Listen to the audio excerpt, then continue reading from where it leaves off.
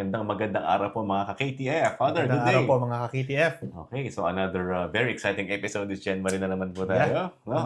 Una po sa lahat, nagpapasalamat kami sa lahat ng mga nanonood sa ating episodes. Father, coming from different countries actually. Yes, No, of course. And from UST, mga kasamahan kong Yeah, pare at no? seminarista na nanonood sa atin, sumusuporta. Yeah. Maraming salamat po. Yan, so excited po kami ngayon sa episode natin na to. Kasi nga, meron na naman tayong isang kapistahan na sineselebrate. No? I think few days ago, we celebrated the feast of our Poong Jesus Nazareno of Yes. Quiapo. No? And isa po sa mga sineselebrate natin mga Pinoy is itong imahen po na nasa likod namin ni Father Raven, which is yung Santo Niño de Jesus. And isa po ito sa mga, again, no? We look forward to and we literally celebrate. No? Ito po yung itatakal natin for this episode. No? So before anything else, Father, saan muna tayo? Okay, let us be aware of God's abiding presence in our midst. In the name of the Father, and of the Son, and of the Holy Spirit. Amen. Amen. Let us pray. All-powerful God, may the human birth of your Son free us from our former slavery to sin and bring us new life. We ask this through Jesus Christ our Lord. Amen. In the name of the Father, and of the Son, and of the Holy Spirit. Amen. Amen. Yun. So again po, marami pong salamat sa panonood. Pero syempre, meron tayong special message ulit, Father, Yes. from one of our friends, the Bishop. Yes, at ito, akmang-akma sa ating pagdiriwang sa ating topic ngayong episode na ito. Ito po ay walang iba kundi si Most Reverend Victor B. Bendico, D.D., Archbishop of Capiz. Okay, pakinggan natin si Bishop. Hello everyone, I'm Archbishop Victor D. Bendico from the Diocese of Capiz. I'm inviting everyone to watch the Know the Faith Catholic series on Facebook and YouTube, hosted by Mr. Paulo Velasquez and Reverend Father Raybin Garcia. Thank you and God bless. Maraming salamat po, Archbishop Vic. Yan, no? So, at magpipistan yun din sa kanila kasi Opo. sa ninyo. Yes, and Happy Fiesta, Bishop.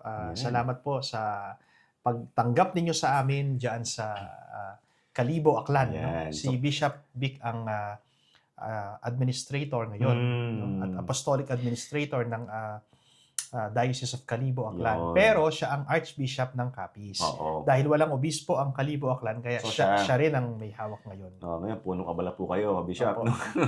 So, yan. Salamat po for that very heartwarming message. Now, Father, I think galing ang Boracay. Yes, Okay, sa and, Atiklan, sa Boracay. Yeah, I think excited nga ngayon because marami tayong bagong natutunan. Of course. Hindi lang itong mga common knowledge natin sa Santo Niño. Pero alam niyo po, ngayong episode na to, marami tayong matututunan with regards to our tradition, why we practice what we practice. Kaya po, nag-usap kami ni Father Raven about before kami mag-shoot nito. And talagang, yung excited din ako matutunan yung matutunan yung Takalibo. Yes. Regarding Santo Niño. Okay, so before anything else, Father, let's talk about first the teachings of the church because hindi naman natin ito celebrate kung walang background. Di ba? Yeah. Of course, ang topic po natin ay the Feast of Santo Niño, no, na ginagawa lamang dito sa Pilipinas. At ano ba yung sinasabi ng Catechism and Church teaching tungkol sa pagdiriwang na ito? Let me quote first from the Bible, from the Gospel of Matthew, chapter 19, verse 14, and from the Catechism of the Catholic Church, Article 2807. Jesus said, "Let the little children come to me and do not hinder them, for the kingdom of heaven belongs to such as these." The childlike trust is a model for Christian faith. Wow. So, my dear friends, my dear Filipinos, the devotion to Santo Niño reflects the incarnation of Jesus Christ, God humbling Himself as a child. From the Catechism of the Catholic Church, Article 4, 5, 6, and of course from the Gospel of John, chapter 1, verse 14, the Word became flesh. Now, let's try to look at the exegesis. In Luke chapter 2, verse 40 and 52, the child grew and became strong, filled with wisdom, and the favor of God was upon him. So, in Judeo-Christian context, the growth of a child symbolizes God's providential plan from infancy. Early church fathers like St. Augustine saw Christ's childhood as a model of humility and obedience. And from the first book of Samuel, chapter 1, verse 27 to 28, Hannah dedicates her child Samuel to God. Typologically, children consecrated to God prefigure Christ's dedication to the Father and our devotion to Him. So yun ang ibig sabihin po nun. Actually, Father, the few days yung ating reading is about Samuel. Yeah. And napakaganda kasi nga, it's about sonship and childhood. No? Mapapansin po natin, no, lagi nilang sinasabi na for the 30 years before Jesus Christ was out of His ministry, Yeah. silent yung buhay niya. Pero hindi po natin mapagkakaila at tinatanggi at ginugunita natin yung kanyang pagiging bata. No? So pinapakita po sa Biblia, sa tradisyon ng simbahan, ng kabataan po, no, ay simbolo ng kabanalan at pagtitiwala sa Diyos. Childlike. Tama. Hindi childish siya. Childlike faith. No? At pagkaiba yung childlike sa childish. Yeah. Speaking, no? Kasi pag sinabi nating childlike, karagdagan bro, no? Yeah. Ay ugaling bata. Ano ba yung mga katangian at ugaling bata? Isang halimbawa doon yung mapagpakumbaba, pagiging masunurin, may takot sa magulang, may takot sa Diyos. Yun yung childlike. Yeah. Pero kapag sinabi nating childish, yun yung isip bata. Yun yung sinasabi ni St. Paul na hindi na ako isip bata because I've matured, sabi niya. I took away the things of the child, sabi niya. No? So, very important po yun. So, ang Santo Niño po ay sumasalamin sa ating pananampalataya na dapat simple, tapat, at puno ng pananabik kasi mga bata nananabik po yun sa Panginoon. Mga anak ko nananabik yan. No? So, let's talk about the historical significance po. No? Back in 1521, of course, we were, hindi naman conquered, na-discover ni Magellan daw yung Philippines, pero in reality, we're already here. Pero dala po ni Magellan yan, back in 1521, yung ating unang imahen ng Santo Niño. Gift po ito galing kay Reina Juana. No? It's symbolizing the beginning of Christianity here in the Philippines. And every third Sunday po ng January, no, especially in Cebu, ito po ay sineselebrate. It represents both, of course, our Filipino cultural identity as Filipinos, of course, and very importantly, ating religious devotion. Ito yung sinabi natin kanina, Father, na kung merong Quiapo na Poong Nazareno, Black Nazarene, although, again, we're celebrating this in the entire country, sa Cebu, malaki yung Santo Niño. Oo. So, ang kapistahan pong ito ay hindi lamang tradisyon, mga kaibigan, kundi isang pagpapakita ng pananampalataya at pasasalamat sa Diyos. No? So, importante po yan. Ngayon, merong historical background din po yung tinatawag nating, again, no, when we talk about also the term Holy See, indult. Yeah. Ano nga ba yun, Father, pag sabi indult? Well, yun ba yung binigay ng Santo Papa sa atin para bang permission, no? Yeah. Okay. Yes. Yung parang, okay, pwede Special siyang, permission niya. Kaya Holy See indult ang tawag. Okay. So, may sinasabi po dito, no, yung catechism natin, no? Well, balikan po natin yung pinaka-basic, the Word became flesh, short account of the mystery of the incarnation. Makikita rin po natin yan sa Catechism of the Catholic Church, Article 457. Ipinapakita dito na ang Diyos ay nagkatawang tao, ang Santo Niño ay pagpapahayag ng misteryo niyan. Ibig sabihin, ang Panginoong Hesus sa pagkakatawang tao niya, dumaan din siya sa proseso ng pagiging bata. No? Like everyone. Ang Santo Niño ay simbolo ng inkarnasyon ng Diyos. The Word became flesh to make us partakers of divine nature. Yeah. So, binibigyang diin po ng simbahan na ang layunin ng inkarnasyon ay ang ating pagliligtas at pakikisama sa buhay ng Diyos. Ang Santo Niño ay tanda ng Diyos na dumating upang iligtas at pag-ibayuhin ang tao. Ang Diyos sa ating piling, no? Yan yung Emmanuel na sinasabi na narinig natin nung Pasko, no? Kaya pala halos close, Father, yung celebration ng Santo Niño. Of course. Kaya ito yung perfect way for us to continue our meditation sa pagdating ng ating Panginoon. No? Patatapos na ng Epiphany, Baptism, and then yung ating celebration ng ating Santo Niño. Now, if you're meron po tayong konti mga trivia dito, no, na I think ma-appreciate natin. Like, for example, nung April 15, 21, nabanggit natin to, that Ferdinand Magellan, I think he was buried right now in San Agustin Church. Yes. Nandun siya. No? No, not in San Agustin Church. Agustin ba? In Cebu. Cebu siya. In Cebu. Yung nasa San Agustin Church si si Lopez de Legazpi. Lopez de Legazpi. Another coming Yeah, from si the West, no? Legazpi, Oo, yeah. tama. So I think nanggaling nga kami dun sa field trip doon, na yung mga conquerors ng Philippines Yeah. nandun. So Miguel Lopez de Legazpi Si Legazpi pala siya. ang nasa I Intramuros see. Church, sa San Agustin Church. Kasi doon sa side altar, Yeah, sa side nga. facing the altar, if you are facing the altar, nasa left Left, siya. tama. Sa left. No? So, nandun yung libingan ni Legazpi. Yeah. Pero yung kay Magellan, makikita mo yan sa Cebu. Cebu, of course. Tama. So, pinresent po ni Ferdinand Magellan yung image of the child Jesus to the chief consort. At that time, si Hara Humamay. No? Binaptize po siya as Juana at the time of the first baptism in Cebu. No? April 14, 1521 po yan. No? The statue later became known as the Santo Niño de Cebu, considered the oldest Christian relic or oldest Christian image in the Philippines. So, si Pigafetta naman po, mga kaibigan, no? Pigafetta's historical account describes the baptism of Praha Humabon, Carlos, no? Pangalan. Quote unquote, yes. And his consort Juana, and the presentation of the sacred images that Juana accepted in place of former idols. Alam naman natin yung mga sinaunang Filipino, no? Hindi pa sila Katoliko, hindi pa sila Kristiyano noon. Sumasamba sila sa mga animism, no? Kaya nga, sad to say, bro, meron tayong mga kapatid na Pilipino, Katolikong Pilipino na until now pinaghahalo yung paniniwalang pagano sa ating paniniwalang Katoliko at ang tawag natin diyan yung folk religiosity, no? Folk religiosity. Halimbawa, ikaw ay Katoliko, nagsisimba ka, nagnunubina ka, pero naniniwala ka sa mga albularyo, naniniwala ka sa mga tawas-tawas, ganyan. Yeah. So, yung pananampalataya mo bilang Katoliko, hinahaluan mo ng paniniwalang pagano at yan ay tinatawag po nating syncretism, no? Pinag-halo-halo natin. Halimbawa, pag pumunta ka sa isang lugar sa Manila, sabihin na natin sa Binondo, no?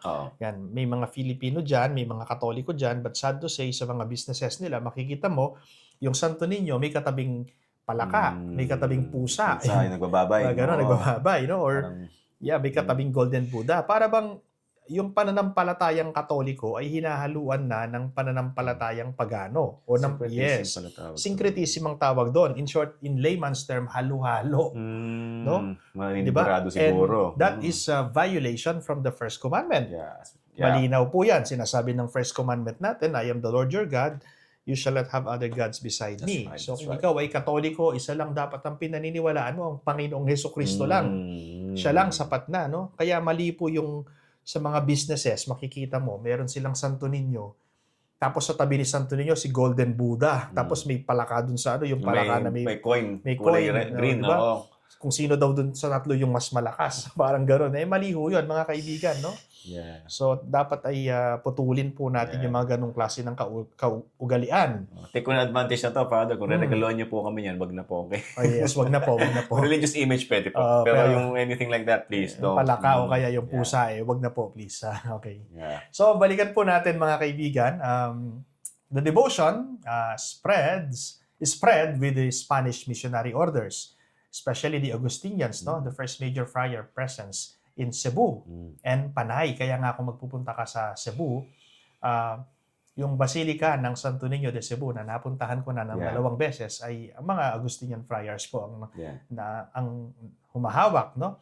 And of course, we have the Franciscans and the Jesuits who help popularize local Santo Niño shrines and local feasts. I think if I remember it right, Father, also, Father, the current Pope Leo went to Cebu before, or yes, Pope Leo, Augustinian siya. when he was still an Augustinian friar, he came to Cebu and to Manila.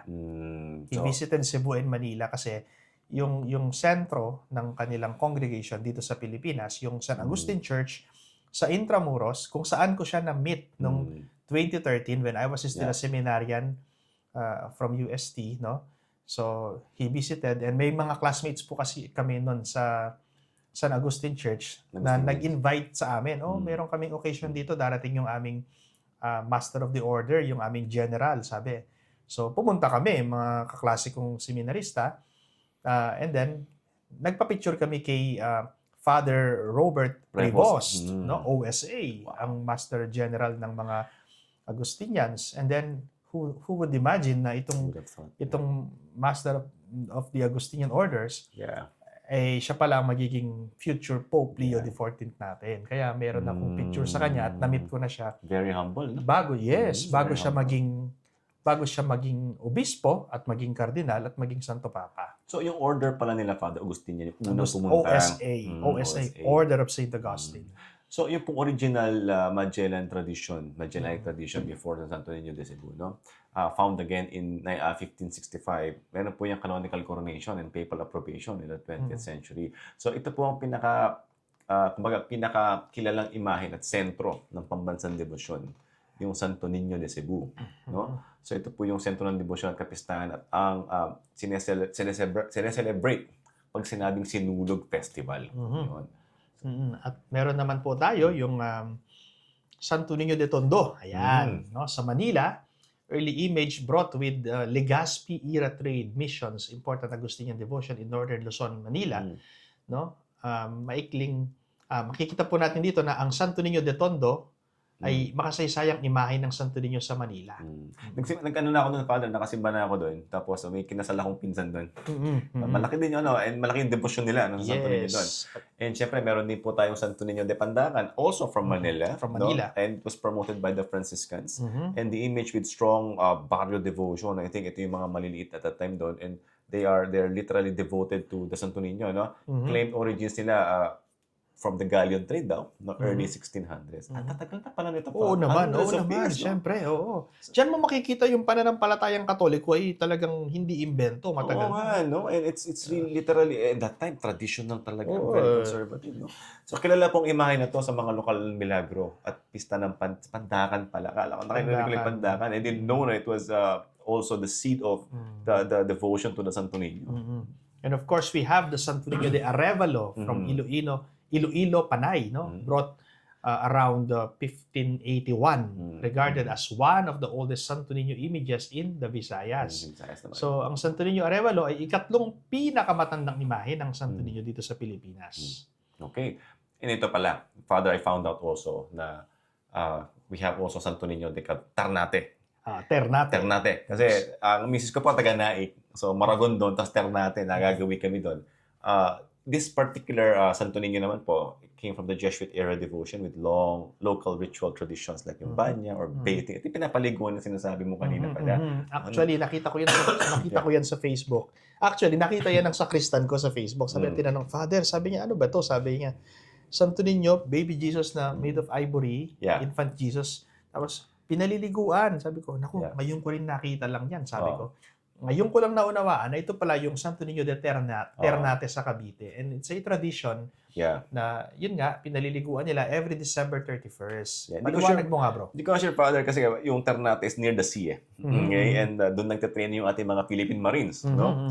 So, about that time, no, the Jewish era devotion, sabi nga, yung bathing rites, yung Banya de Santo Niño de Ternate is a cherished ritual in Ternate, Cavite, no? Where the ancient image of the Santo Niño po, yung Christ child, is ceremonially bathed, no? Pinapaliguan on December 31st, preparing po for its own town fiesta. No? Yung perfume water na ginagamit nila used is believed to have healing powers and is distributed to devotees. Parang ano lang yun, Father, na if we're like yung water, but hindi siya katulad sa Lourdes, no? Pero syempre if your faith is sound, no, and talagang you're using this as sacramentals, no, hindi po anting-anting, no, sacramentals po ginagamit natin yan with devotion, din nakakatulong po sa pagpapatatag ng ating spiritual life, even if sometimes yung karamdaman natin medyo nagtatagal, no? Yun no? It's believed to have healing powers and is distributed to the devotees, and a tradition highlighting deep faith in historical ties to the Moluccas na tinatawag. So, again, itong ritual po natin to, nakakatulong ito, no, para patatagin ang ating kalooban at ang ating pananampalataya. No? And siyempre, Father, hindi mawawala yung ating biblical foundation dyan. Of course, saan ba makikita yan sa Biblia? Yan ang tanong ng mga anti-Catholics. No? Masarap talaga. Okay, so biblical ba yan? Opo, mga kaibigan, biblical sila. Kung meron po kayong mga Bible na hawak dyan sa bahay ninyo, buksan nyo po, no, sa Luke chapter 2, verse 40, no? Luke chapter 2 verse 40. It says, "The child grew and became strong, filled with wisdom, and the favor of God was upon him." No? Sino yung tinutukoy dito? Si Jesus Christ nung siya ay bata pa, no? So Jewish scripture values a child's growth as preparation for God's mission, no? Compare to Samuel's early service, no? The gospel emphasizes both Jesus' humanity and God's favor from infancy. Yeah. So Saint Athanasius, no, sinasabi niya, isa sa mga fathers of the church, read the incarnation as God's entry into human history so that humanity might be healed or redeemed. The child Jesus is the beginning of that saving work. Yun. And also, nabanggit po natin kanina, karamihan sa mga reading so far is coming from the book of Samuel. For those of you who don't know, the prophet Samuel is the son of Hannah. No? At dinedicate po niya, parang niregalo niya si Samuel sa Panginoon under the tutelage of Eli, Eli the priest. Yeah, priest. In fact, kay Eli po, yung instruction na sabihin ni Samuel nung tinatawag siya ng Panginoon, "Speak, Lord. Your servant is listening." As a first reading yan ng isang araw, no? So, Hannah's dedication of Samuel prefigures the idea of consecrating children to God's service, no? Typologically shadowing, pointing to the Christ, Jesus' total giving of himself. No? So, ito pong local Filipino practice of entrusting children to our Santo Niño. Okay, devotion, yung devotion na to echoes this biblical pattern of consecration. Kaya yung mga bata father sa atin, very excited sila sa Santo Niño. Kasi may bigyan ng candy. Tama, sila tama. pambata. Totoo yun. No? Pero syempre, na-identify nila yung mga sarili nila sa Santo Niño. And napakaganda ng practice, Father. For example, pagka All Souls, All Saints Day, yung mga babies po binibisa ng Santo Niño. Napakaganda, no? And ang dedication po ni Hannah, no, sa ating propeta papunta sa ating Panginoon, ay typical na larawan ng paghahandog ng anak sa paglilingkod sa Diyos. Na may mahiling tulad po sa debosyon sa Santo Niño. Yun yung ginagawa ko sa inaanak mo. No-offer ko siya sa Diyos. Lord, kung gusto mo siyang kunin maging pare, go. Hanggat bata pa, di ba? Ninyo pa siya, ninyo. Oo. And of course, from the Gospel of Matthew, chapter 19, verse 14, sinasabi rito, let the little children come to me, sabi ni Jesus Christ. No? Huwag ninyong ilayo sa akin ng mga batang ito. So, sinusuyo ni Jesus ang kakanyahan ng pananampalatayang parang bata. No? Isang sentral na tema po ng pagdiriwang ng Santo Niño, ang Santo Niño ay paalaala ng childlike trust na hinahangad ni Jesus. Childlike, yung binanggit po ni Father kanina.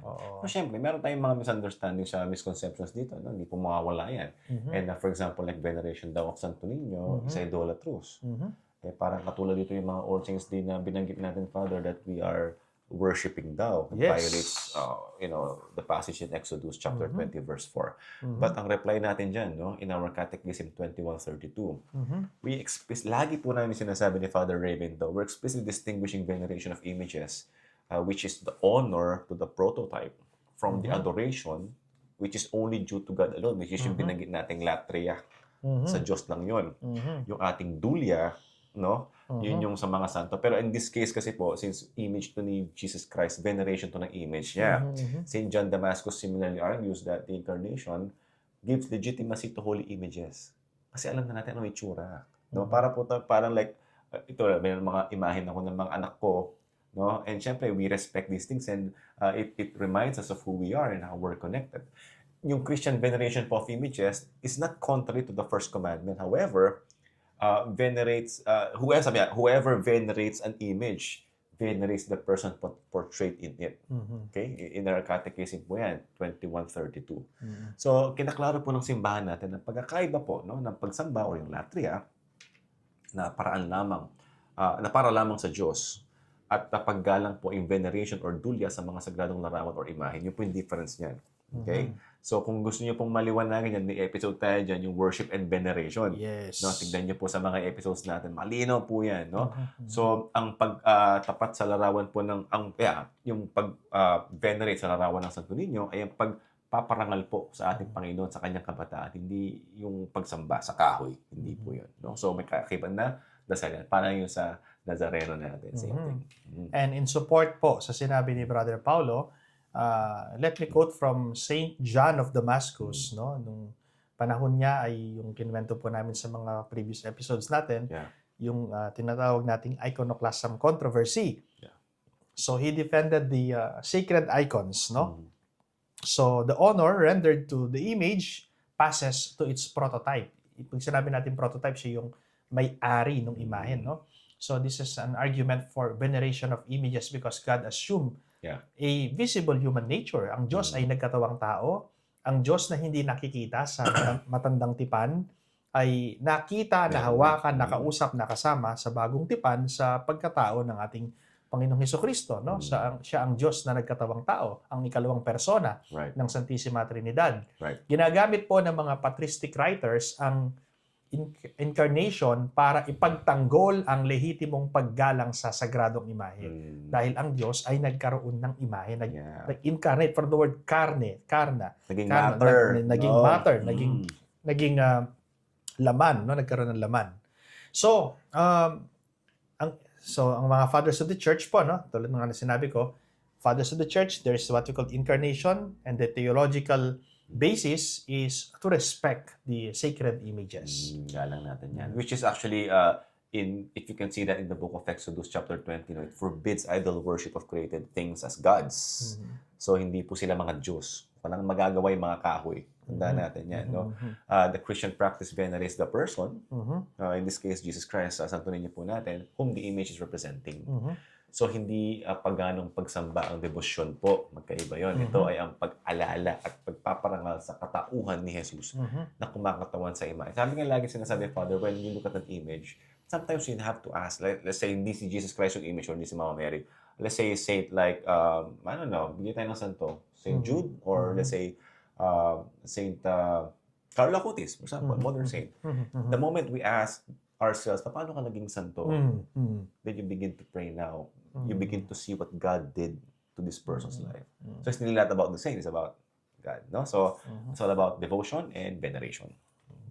So yan, Father, meron naman tayong another term na Holy See, indult na naman with regards to recognizing the devotion. No? Let's palawakin natin yung ano nila dito, yung kanilang idea. Well, meron tayong papal approbations and honors, no? The Santo Niño de Cebu received formal papal recognition in stages. Changes to feast text, feast date, no? Hindi pala siya bagsakan. Oo, hindi na siya, no? Okay. So, historically, adjusted by Rome, a canonical coronation granted by Pope Paul VI in 1960s. So, meron siyang papal brief na tinawag na Conabula Religionis, no? Conabula Religionis. It's a canonical coronation decree that happened in February 27, 1964. And the church was raised to a minor basilica. Kaya kung pupunta ka sa Cebu, minor basilica ng Senyor Santo Niño or ng Pit Senyor Santo Niño de Cebu. No, it was approved by Pope Paul VI. Pit Senyor, no, sa Cebu in 1965, no. At ang Vatican po kinilala niya at pinagkalooban ng koronasyon at basilica status ang Santo Niño de Cebu. Yun. So bakit nga ba ito ginrant? No? It was Pope Innocent the 13th pala. Pope Innocent the 13th who granted the indult. And at the same time, inaprubahan po niya yung liturgy proper to the celebration of the Santo Niño o yung devotion every third Sunday of January sa Pilipinas. No? Ito yung sinasabi, Father, na iba-ibang kultura kasi. Iba yung kailangan ng mga locals dun eh. And in the Philippines, this is what happened to us, which is a great blessing from the popes. The Holy See granted local liturgical indults, coronations, feast texts, or basilica status when a devotion is ancient, pastorally important, ibig sabihin, nakakatulong sa pananampalataya, and integrated into the Christian life of a people. This affirms faithful practice while ensuring that the liturgical or sacramental norms are respected. Parang may yung sa Manawag na lang, for example. Yung Our Lady of Manawag, di ba? Parang walang Our Lady of Manawag sa ibang bansa eh. Pero nabigyan ng ano din yun, na status of basilica, yung Our Lady of Manawag. Right? So, same thing. Kung ano po yung cultural kailangan ng lugar, yun po yung binibigyan ng sa pangailangan niya from the Pope. So, kaya maganda yung recognition na yun. No? So, yung cultural significance naman natin, Father, ito, dito papasok yung mga natutunan mo sa Kalibo. Excited ako pakinggan to. No? Tingnan muna natin yung religious significance in our culture nito. Of course, sa sinasabi po ng Catechism of the Catholic Church, at makikita rin po natin yung mga magisterial quotes natin. Yeah. No? Sabi nga sa Gospel ni Matthew, chapter 19, verse 14, no? At sa Catechism of the Catholic Church, Article 2807, Jesus said, "Let the children come to me and do not hinder them, for the kingdom of heaven belongs to such as these." So ang Santo Niño po, mga kaibigan, ay paalaala sa bawat Kristiyano ng pananampalatayang tapat, simpleng parang bata, no? Childlike. Hindi childlike, hindi isip bata, kundi parang bata. Now, the Lord protects all who love Him. Makikita natin yun sa Psalm 145 verse 20 at sinasabi ng Catechism of the Catholic Church 1828, no? Yeah. Maraming deboto po ang naniniwala sa Santo Niño bilang tagapagtanggol laban sa panganib at gabay sa buhay. Sinasabi rin naman po sa Romans chapter 12 verse 12 at CCC 1818, "Rejoice in hope, be patient in tribulation, be constant in prayer." So ang devotion po sa Santo Niño ay nag-uugnay sa pag-asa at pananampalataya sa kabila ng mga pagsubok. Yan. Ngayon, Father, dadako tayo sa tradisyon tsaka mga practices. I think ito yung nakita mo sa Kalibo. Yes. Unang yes. tatanungin natin dyan yung procession. Kasi hindi lang sa Santo Niño, actually yung traslasyon sa Quiapo, solid yun. 31 hours ngayon 2026. And hindi rin bago po, no? Piniposition natin din ang Santo Niño. The devotees literally carry the image of Santo Niño through the streets. And it symbolizes bringing Christ into everyday life, no? So, pwede akong magdagdag ba dun Yes, Father, by all means, sa please. procession na Buti na lang, napunta ka ng Boracay. sinabi mo na devotees carry the image of Santo Niño through streets, symbolizes bringing Christ into everyday. Huwag na lang tayong lumayo, bro. Dahil dito sa atin, sa bayan ng Guagua, meron tayong Barrio Santo Niño. Diyan lang, malapit. Oo, no? Meron tayong Barangay Santo Niño. Actually po, yung parish church namin, sa Barangay Santo Niño. Sa Immaculate Barangay Conception. Santo Niño.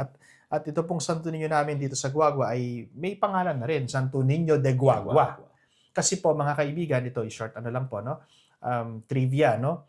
Ang pagdiriwang po namin ng kapistahan ng Santo Niño de Guagua ay hindi po sumusunod sa liturgical na kalendaryo ng simbahan. Ang pista po namin dito sa Guagua ay hindi namin itinatapat sa ikatlong linggo ng Enero, kundi last Sunday of February. Kung titignan mo, wala ng theological, wala ng liturgical significance, wala ng connection, ano? At madalas, tumatama ang last Sunday of February sa panahon na ng Kwaresma. Pero dito sa amin sa Guagua, pinagdiriwang ang kapistahan ng Santo Niño every last Sunday of February. Ito po ay walang liturgical na kaugnayan. Katulad nga ng sinabi ko, tumatama na sa panahon ng Kwaresma. Pero bakit pinagdiriwang ang Santo Niño dito? Ito po ay isang tradisyon na namana ng mga taga-Guagua. Dahil according to the history, ang Santo Niño de Guagua ay dinala dito sa bayan ng Guagua noong huling linggo ng Pebrero.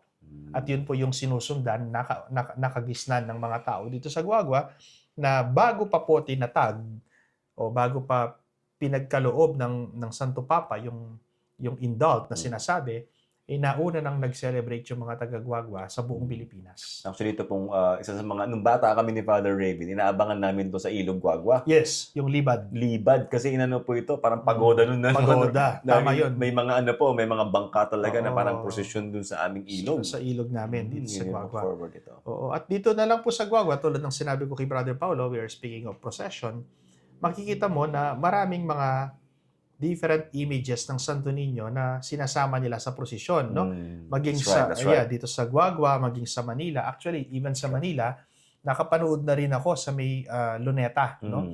Nung ako'y seminarista pa lamang, nagkataon na nagkaroon kami ng free afternoon at pumunta kami dun sa Luneta, nanood kami ng mga kaklasiko ng prosesyon ng Santo Niño. Ito yung napakahabang prosesyon, no? At makikita mo, merong Santo Niñong nakabihis na pangpulis. Merong Santo Niñong nakabihis ng pangbumbero. Actually, doon sa tabi ng seminaryo namin, doon malapit sa bahay ni Pearl, doon sa Eloisa Street, sa Pinobal, may mga bumbero ho doon eh.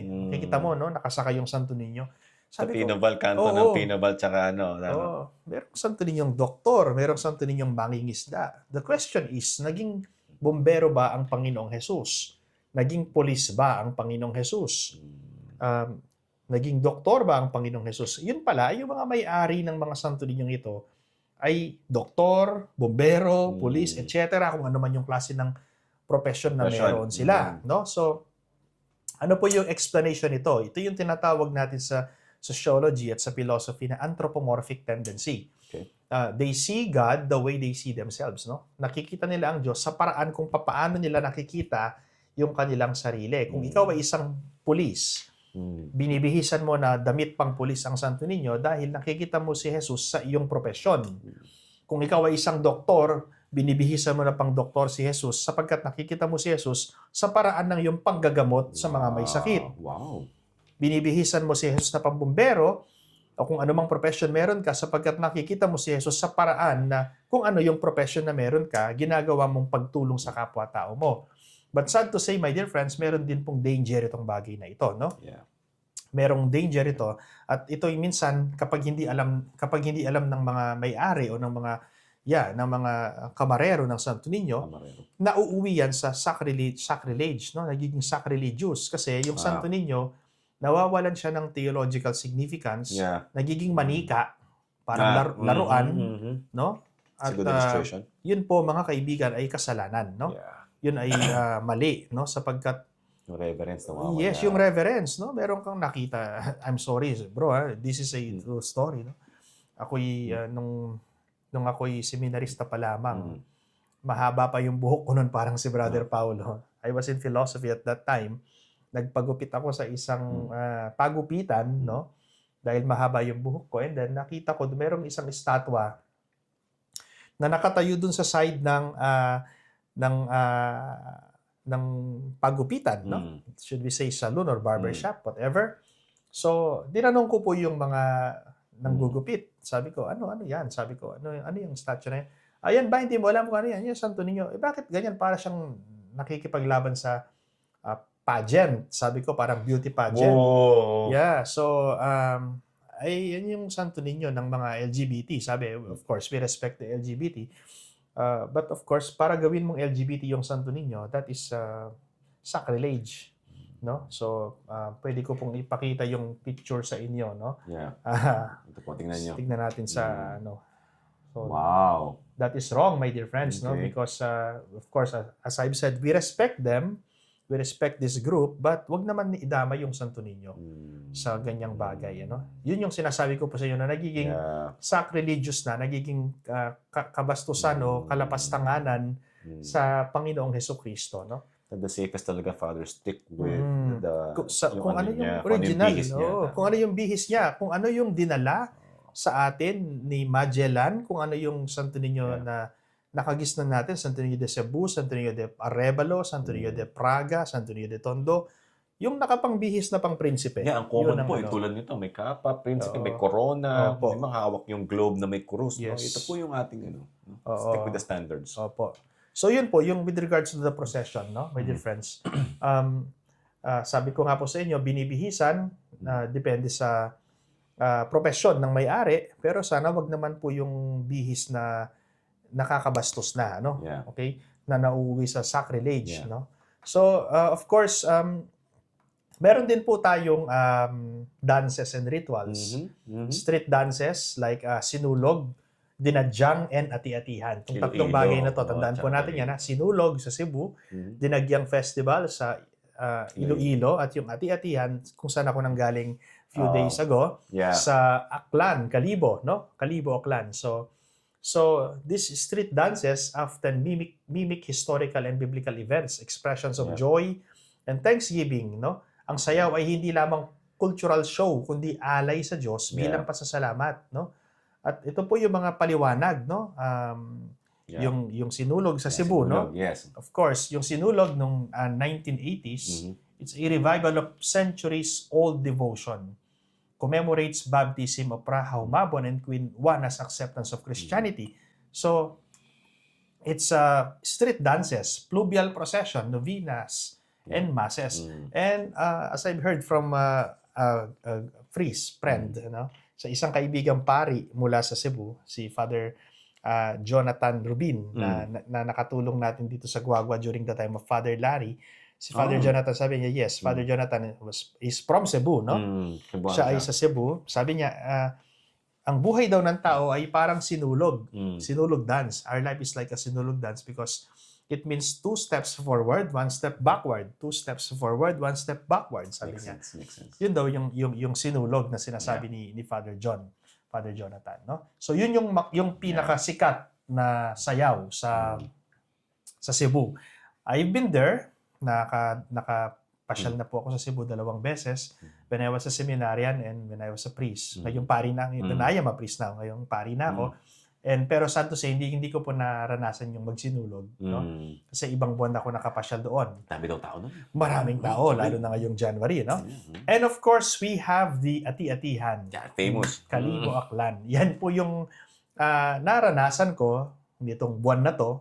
Aklan pala, Father, yung original na, no? Yeah, few days ago. Wow. Kaya nga, dito sa atin sa Pampanga, meron tayong Ati-Atihan, but nag-originate yun, originated from Kalibo Aklan. Kasi Ati, yan yung mga natives. Aita. Ati, Aita. Yan yung mga Kaya pala yung katutubo. mga tiyatihan natin dito, pinupinturahan ng maitim. Kulay itim. And you know, bro, nung galing Okay. ako doon, few days ago, nakakita ako ng Ati. Sila mismo Nung yun nandun. sumasayaw kami, yung tinatawag na sadsad panaan. Minayday mo yun eh. Binayday ko No, siya. tama. Binayday ko. Gusto niyo makita yan.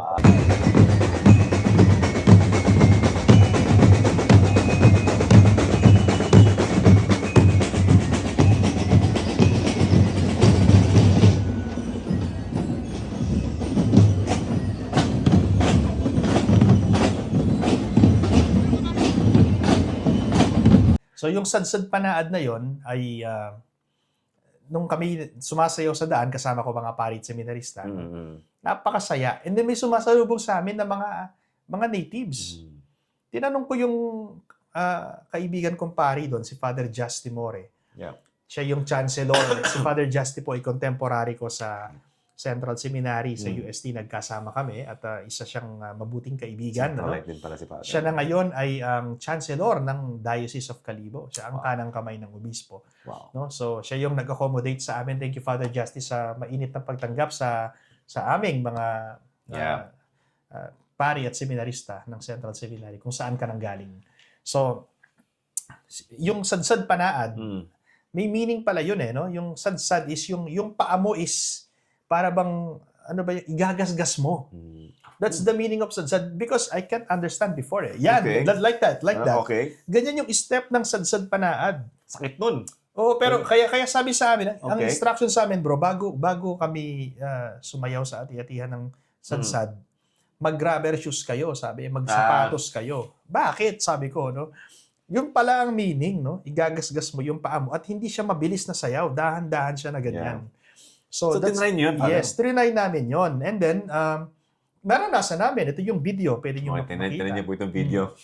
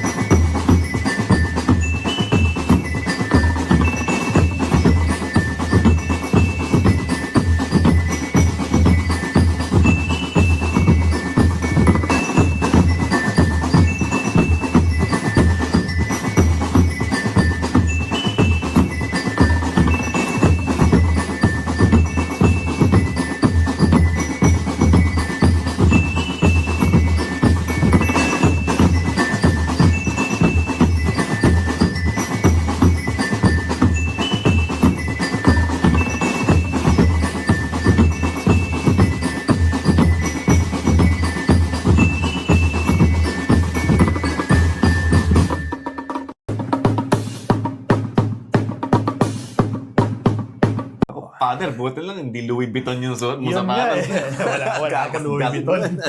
Hindi po, alam yun si Father po, no? Joke lang naman yun, pero simple po itong mamuhay. Pero rubber shoes, kasi nga, sadsad. Sadsad. Okay. Yun pala yung meaning nun. Igagasgas mo yung paa mo. And then, it is one of the oldest festivals, no, dating back to pre-colonial rituals merged with Santo Niño devotion. At yung mga participants dito, paint faces, with suit, dance to drum, rhythms in honor of the child Jesus. And, of course, kinwento yan sa amin ng isang seminarista namin, and even Father Justy, he wrote a book regarding Sadsad Panaan. Nung natagpuan daw po ng mga native sa Kalibo, Aklan, ang imahe ng Santo Niño de Kalibo, no? Sinayaw nila. Nung natanggap ng mga native, nung nakuha nila yung imahe ng Santo Niño, dati ang sinasamba nila pagan god. But when they received the image of Santo Niño de Kalibo, sinayaw nila. At doon nanggaling yung tradisyon na sinasayaw yung Santo Niño sa ati-atihan. Oo, tama. Yun pala yun. And the word ati means native. Tanong ko lang, yung sadsad, nakita niyo yung mga natives doon? May mga sapatos ba sila? Sila wala, syempre. Wala. Sila kachinelas, yung modern na sila eh. Modernized na sila eh. Tama. Hindi naman marami bro eh. Paunti-unti, sinasalubong kami. Hindi sila katulad ng mga katutubo na makikita natin sa Porac, sa Zambales. Hindi ganun eh. Sila eh, mahaba yung buhok. Ganun. Pero native sila according to my friend. So this is within the novena of Santo Niño, di ba? Yes, 10 araw. So ibig sabihin, pupunta kami 10 araw. At alam mo, Boracay kami next year. Maganda pala. Pero hindi mismo sa Boracay bro ha. Ibang lugar nga. Sa Katiklan yun eh. Sa mismong Kalibo, sa mismong bayan. No? Oo, at alam mo yung festival nila, maghapon, magdamag, no, gabi at saka umaga, talagang non-stop yung mga drums, ang saya-saya. Wow. No? And they're doing that in honor of Senyor Santo Niño. Matutuwa yung inaanak ko. Kasi mahilig sa drums yung Andrew eh. Oo nga eh.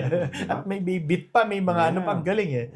Oo. Interesting. Paano narinig ko rin yung Dinagyang Festival sa Iloilo eh. No? Actually, nung nakita nga nitong topic natin na to, actually nung pageant, nagdinagyang costume ako noon. Hindi ko na alam na Santo Niño pala yung relationship niya. No? So ito pala yung sinaselebrate yung Santo Niño de Arevalo. Arevalo. Okay, narinig natin yan kanina. Ito yung highlight nito, including street dancing din, no? Sa Iloilo City, tribal performances, at saka yung family rituals. Wala na pinagkaiba pala sa Cebu at saka sa Kalibo. Yes. Sayaw din siya, pero of course, sa Aklan, sa Kalibo, focus yung ati-atihan. Sa Dinagyang, sa Iloilo, yung street dancing na hindi naman necessarily ati-atihan siya, bro, pero naka-costume. Kasi I've been there, kailan ba yon? January 2017. Sa Iloilo? Yes, okay. Kinasal yung pinsan ko. Yeah. Yung napangasawa ng pinsan ko ay taga Iloilo. So doon ginanap yung kasal at that time. Hindi pa ako pari, hindi pa ako deacon. 2017, seminarista pa lang ako. And niyaya kaming lahat mga kamag-anak magpunta sa Iloilo para sa kasal niya. At the same time, manood ng Dinagyang Festival. No? So, maganda rin. Malambing daw yung mga tao sa Iloilo po eh. Oo. Ilonggo. Nagagalit na pero ang lambing pa magsalita. Yan. So shoutout po sa mga taga Cebu, tama Kalibo, tama Iloilo mo. No? Ayan, ito po yung topic natin ngayon. Napakaganda po ng devotion nyo doon. Oo. And now, we proceed to the novenas and family rituals. No? Yung novena po, tulad ng binanggit namin, 9-day novena leading to feast day. No? And families often have home altars for Santo Niño. Nagpapalakas po ito ng personal at pamilyang pananampalataya. Common po yung Santo Niñong images sa ating mga bahay po. No? At makitingnan po natin biblically, no? Ay the Gospel of Matthew chapter 18 verse 3. Sabi nga po, no, nire-remind po ni Father Raven, unless you change and become like children, you will never enter the kingdom of God. No? So yung Santo Niño po natin is a great reminder that the humility, no, is being praised by Jesus, and openness, traits po that reflects in childlike faith. Even St. Augustine interprets childlikeness as trust. Hindi po yung childish, no? Childlike means yung nagkakatiwala ng Panginoon, dependent ka sa Panginoon, and yung simplicity in following God. Dito rin, Father, nagre-reflect yung simplicity in following ni Mama Mary. Kung meron pong isang childlike apostle talaga, the most childlike is our Blessed Mother. No? And syempre po, ang ating Santo Niño, modelo po yan ng kabataan sa ating kabataan sa pananampalataya. Childlike in faith. Yan. And of course, from the book of Psalms, chapter 127, verse 3, children are a heritage from the Lord, the fruit of the womb, a reward. Children represent God's blessing and protection. Veneration of Christ as child embodies recognition of God's gift of a life. And of course, Saint John Chrysostom says, he likens children to divine gifts that must be nurtured in faith. Yun ang sabi ni Saint John Chrysostom. Ang Santo Niño po ay paalaala na ang bawat bata at pamilya ay biyaya mula sa Diyos. Na-touch naman ako doon sa sinabi mong yun kasi may mga anak ako eh. Of course. Actually, isa yan sa mga nagiging sa una nung nagkaanak ako. Tatakot ako eh. Kasi nga, kaya mabuhay and all that. But tuloy-tuloy pag-bless ng ating Panginoon ng mga bata and see the image of our Santo Niño right now and based from what you said, Father, exegesis natin na these are blessings pala. And it's a reminder for us, even for adults, to be childlike. No? Hindi lang kami ama ni Father Raven. Ako, for example, ama ako, asawa, pero anak ako ng Diyos. No? It's an invitation for us to all be childlike. And syempre, if we're gonna clarify some of the misunderstandings, no, they claim that the festivals now are mere cultural shows. Especially right now na ang daming mga costumes na, tas minsan secular na yung mga music eh. No? Pero, siyempre, hindi po yan, no? Liturgical roots po niyan is procession, novenas, and papal recognition confirming the spiritual nature of the celebration. So mga kaibigan, tingnan po natin ngayon yung mga biblical proof of music, dance, and joyful festivity. Makikita ba yan sa Bible? Bakit natin ginagawa yan? Bakit tayo sumasayaw? Bakit may mga festivities tayo? Well, let me quote from the book of Psalms, chapter 150, verse 1 to 6. It says, "Praise God in His sanctuary. Praise Him in His mighty firmament. Praise Him with trumpet sound. Praise Him with lute and harp. Praise Him with timbrel and dance. Praise Him with strings and pipe. Praise Him with clashing cymbals. Let everything that breathes praise the Lord. Alleluia." Makikita po natin yan, no? Beautiful. Yes. Now, let's see the Judeo-Christian background. In Israelite tradition, joyful worship often included singing, instruments, and dance during religious feasts. Like example, yung Passover, yung temple celebrations, etc. Music and dance are expressions of praise, not merely entertainment, no? Expression pala. Expression of praise ng mga tao, no? And of course, let me quote from Saint Augustine and other fathers. Note that liturgical joy, sabi nila, through song and movement glorifies God and lifts the hearts of the faithful. I think Father, even King David sumayaw siya. Diba? Out of praise, diba? Nung dala nila yung Ark of the Covenant, sinayawan niya yun. So even po in Exodus chapter 15, you will see this, no? Then Miriam, the prophetess, Aaron's kapatid po ni Aaron, took a thimble in her hand, and all the women went out after her with thimbles and with dances. And Miriam sang to them, "Sing to the Lord, for He has triumphed gloriously." No? So, in short, music and dance po accompany Thanksgiving. It's an external expression, no? And celebration of God's mighty works. So, typologically, it's rejoicing po prefigures the new covenant joy in Jesus Christ. You can find that in Catechism 269 and 2805. So, ang Biblia mismo, mga kaibigan, ay nagpapakita na ang masigla at masayang pagdiriwang ay may sayaw at musika ay bahagi po ng pananampalataya. Yeah. Tulad ng sinulog, tulad ng dinagyang at ati-atihan. Of course, it originated from yung mga natives, no? From the natives. But of course, we Christianize them. Kanino ba natin ina-attribute yung pagsayaw natin ng sadsad panaad ng ati-atihan? We attribute it to the infant Jesus, to the child Jesus, to the Santo Niño, no?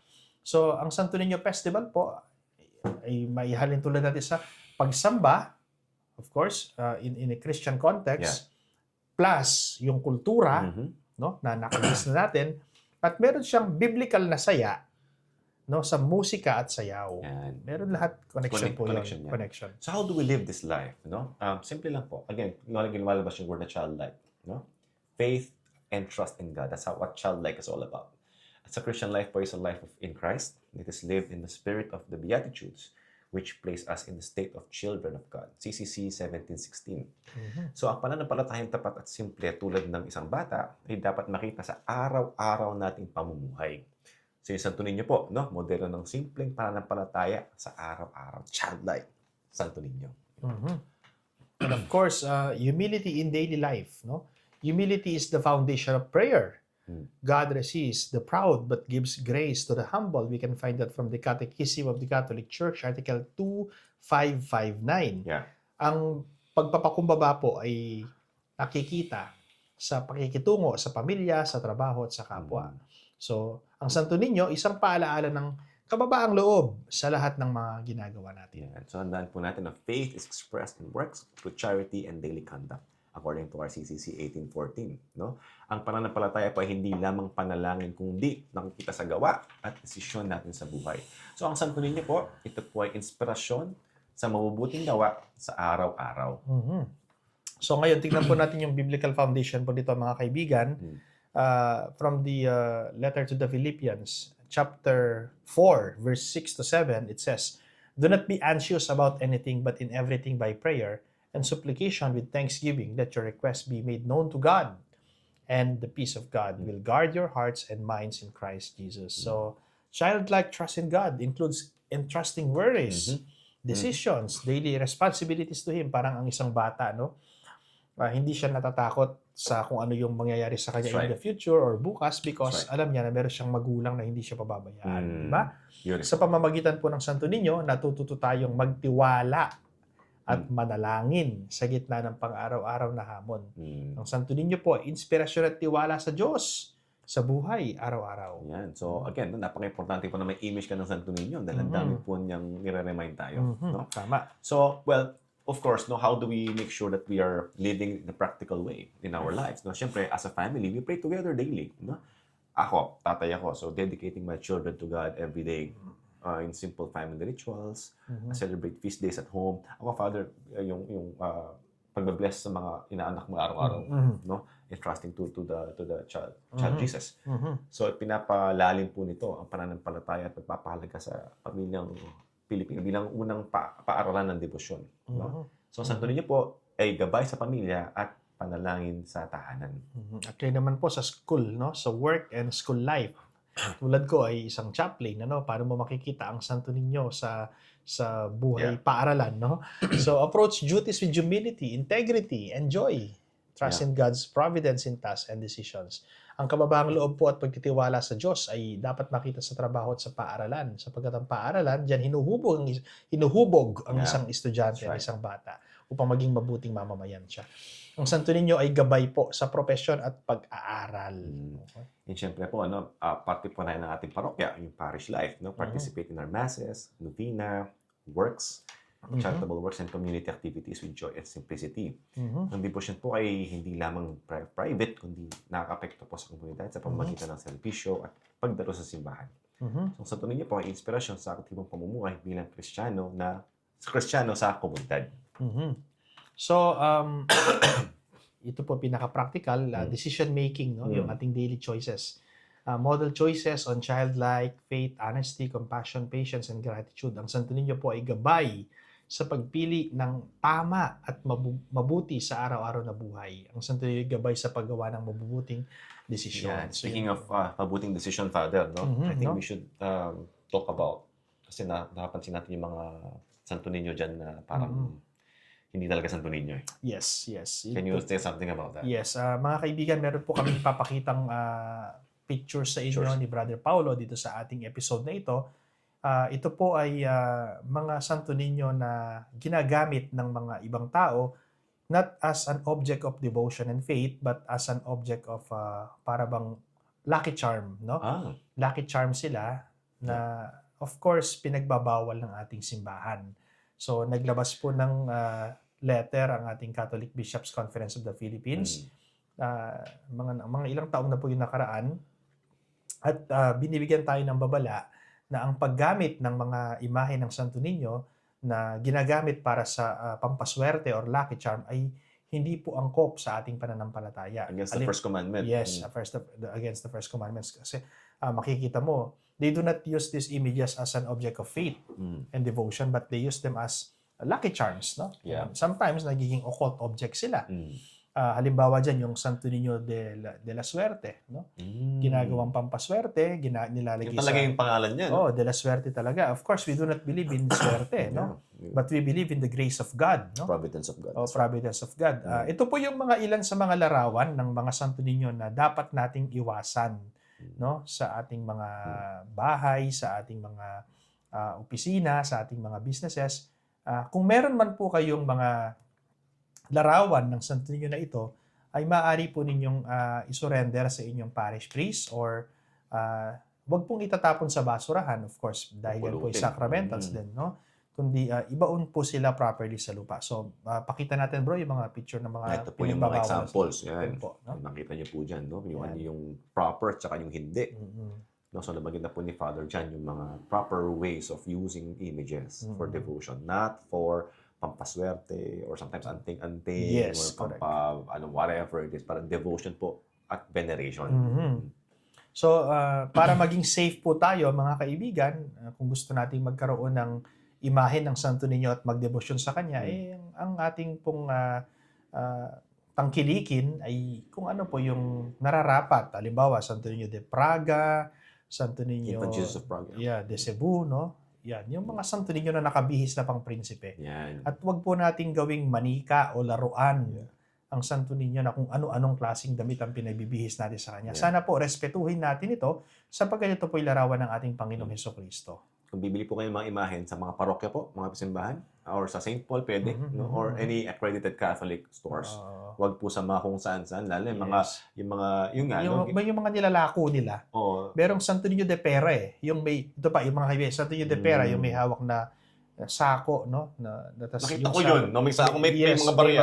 Yun po yung ibig naming sabihin ni Brother Paulo na ginagamit na lucky charm. Bawal po yan sa ating simbahan. Kung meron kayong mga ganyan, mga kaibigan, ibaon niyo po sa lupa. So be careful with these things, okay? Yun. Naku, Father, ang ganda ng topic natin ngayon. And of course, ito po yung mensahe ng Santo Niño sa atin. The more you honor me, the more I will bless you. Let me repeat, the more you honor me, the more I will bless you. So my dear friends, let us honor the child Jesus, no, ang Santo Niño. Kapag tayo ay nagbibigay ng parangal sa Kanya, tayo naman ay Kanyang bibiyayaan. Yan. So, happy feast day po sa ating Senyor Santo Niño. Pit Senyor. Viva Santo Niño. Yan. Okay. So, Father, let's close with a prayer. No? Opo. So, manalangin tayo mga kaibigan. In the name of the Father and of the Son and of the Holy Spirit. Amen. All-powerful and unseen God, the coming of your light into our world has made the darkness vanish.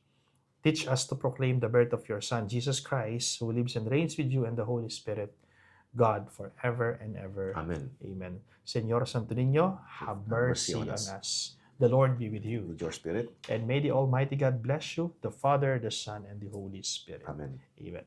Yeah, so salamat po sa panonood sa ating Know the Faith. This is Paolo Velasquez. I am Father Raven Garcia. And thank you for watching Know the Faith Catholic Series. Pit Senyor. Viva Santo Niño. Sige po, salamat.